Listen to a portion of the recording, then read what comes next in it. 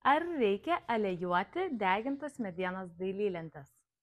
Sveiki, esu Lina Kontautienė iš įmonės UAB Ligni Linėja, mes esame degintos medienos gamybos ekspertai. Ir atsakau į dažnai sulaukiamą klausimą, kodėl degintos medienos dailylentes reikia dengti alyvą. Grįžtu prie gamybos proceso. Kuomet mes nudeginam ir nušukuojam lenteles, gaunam išraiškingą tekstūrą ir puikų vaizdą. Jisai yra stulbinantis, kol yra gamykloje, bet negauna ultravioletinių saulės spindulių.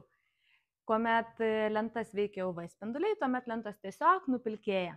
Jeigu norime išraiškingo vaizdo, lenteles dengiame alyvomis.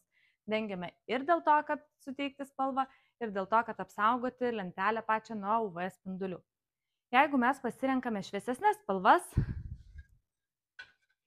kuriuose yra mažiau pigmento, tokios lentos nubluks greičiau. Po 4 ar 5 metų šitas spalvas reikės atnaujinti. Jeigu mes renkamės tamsias spalvas, juodą, tiką, antracitą, tokio tipo lenteles reikės atnaujinti rečiau, po 7 arba 10 metų. Tad kokią spalvą norėtumėte jūs savo namo fasadui?